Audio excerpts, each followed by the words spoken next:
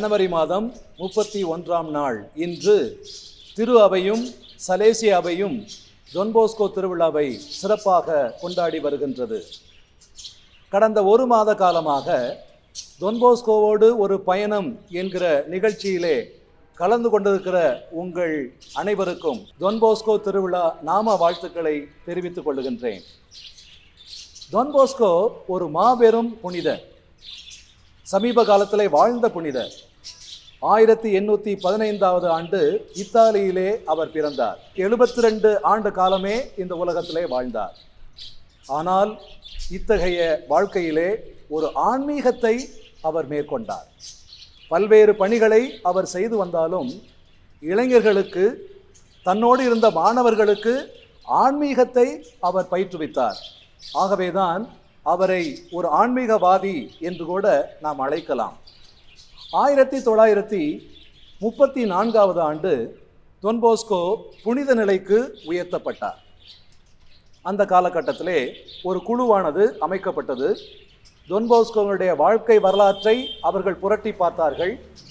அவர் நல்லவரா, அவர் ஆன்மீகவாதியா, அவர் புனித நிலைக்கு உரியவரா என்று நிறைய கருத்துரைகள், கலந்துரையாடல் நடத்தப்பட்டது. அப்பொழுது ஒரு கேள்வி கேட்கப்பட்டது.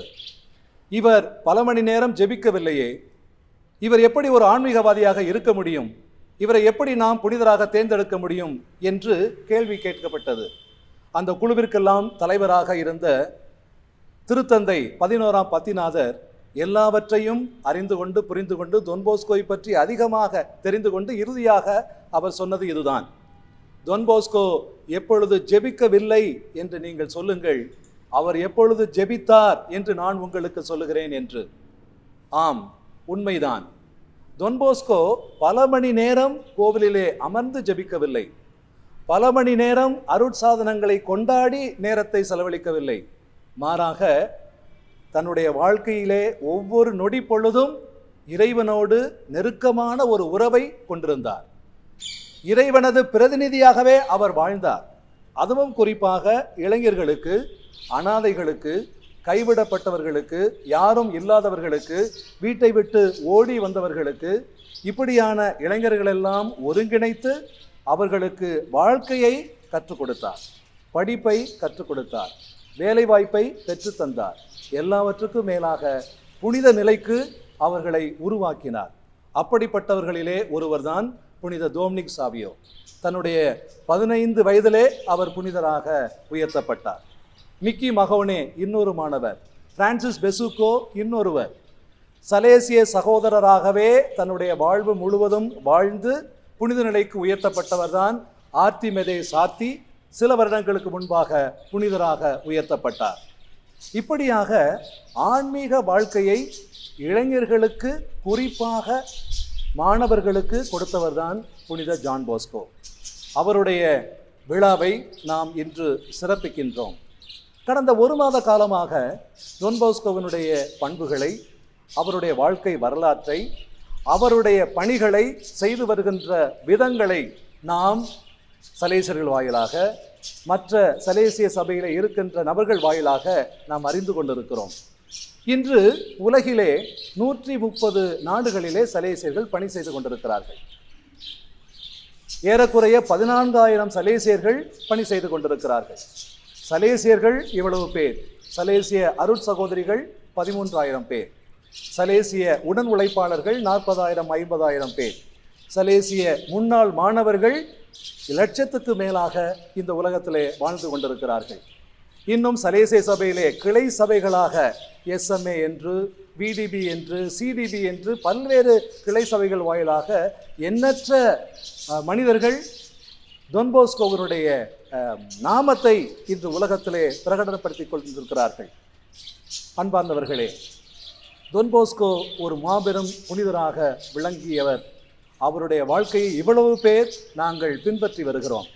இந்தியாவிலே இன்று 3000 சலேசியர்கள் 11 மறை மாநிலங்களே பணி செய்து கொண்டிருக்கிறார்கள். தமிழகத்திலே 2 மறை மாநிலங்கள், திருச்சியிலே 250 பேர், சென்னையிலே 400க்கும் மேற்பட்ட பேர், ஒரே மாநிலத்திலே 600-700 பேர் இருக்கின்றது நம்முடைய தமிழ்நாட்டில் மட்டும்தான். இப்படியாக பல்வேறு பணிகளை நாங்கள் செய்து கொண்டிருக்கிறோம். கல்வி பணி, ஆன்மீக பணி, சமூக பணி, இன்னும் குறிப்பாக HIV நோயால் பாதிக்கப்பட்ட இளைஞர்களுக்கு நாங்கள் செய்கின்ற பணி. வீட்டை விட்டு ஓடி வந்து தெருவிலே சுற்றித் திரிகின்ற அந்த மாணவர்கள் எல்லாம் அழைத்து அவர்களுக்கு பயிற்சி கொடுக்கிறோம், அவர்களுக்கு வாழ்க்கையை கொடுக்கிறோம், வேலை வாய்ப்பை பெற்று தருகிறோம். இப்படியாக நல்ல ஒரு எதிர்காலத்தை அவர்களுக்கு நாங்கள் உருவாக்கி கொடுக்கிறோம். இந்த பணி இன்னும் நிறைய பேருக்கு சென்றடைய வேண்டும். எல்லா சபைகளிலுமே இன்று ஆட்கள் குறைந்து கொண்டிருக்கிறார்கள். சலேசிய சபையிலே குறிப்பாக இளைஞர் பணியிலே ஈடுபாட்டோடு ஆர்வத்தோடு உழைப்பதற்கு நிறைய பேர் தேவைப்படுகிறார்கள். நம்முடைய குடும்பங்களிலிருந்து நிறைய மாணவர்களை நீங்கள் இந்த சபைக்கு அனுப்ப வேண்டும். நிறைய மாணவர்களை இளைஞர்களுக்காக பணி செய்ய, சமூகத்திற்காக, சமூக மாற்றத்திற்காக பணி செய்ய நாம் அவர்களை உற்சாகப்படுத்த வேண்டும். இப்படியான வாழ்க்கையை நாம் தேர்ந்து கொண்டால்தான் டொன் போஸ்கோவினுடைய மக்களாக நாம் வாழ முடியும்.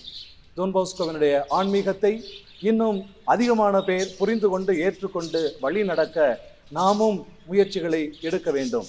டொன் போஸ்கோவை பற்றி, சலேசியருடைய பணிகளை பற்றி மக்களுக்கு எடுத்து சொல்ல ஒரு அரிய வாய்ப்பை எங்களுக்கு ஏற்படுத்தி கொடுத்திருக்கிறார்கள். இந்த நிகழ்ச்சியிலே நீங்களும் கலந்து கொண்டிருக்கிறீர்கள். டொன் போஸ்கோவை பற்றி புரிந்து கொண்டிருக்கிறீர்கள். சலேசிய சபையினுடைய பணிகளை பற்றி தெரிந்து கொண்டிருக்கிறீர்கள். உங்கள் அனைவருக்கும் என்னுடைய வாழ்த்துக்களையும் வணக்கங்களையும் கூறி, வாய்ப்புக்கும் நன்றி கூறி முடிக்கிறேன். நன்றி, வணக்கம்.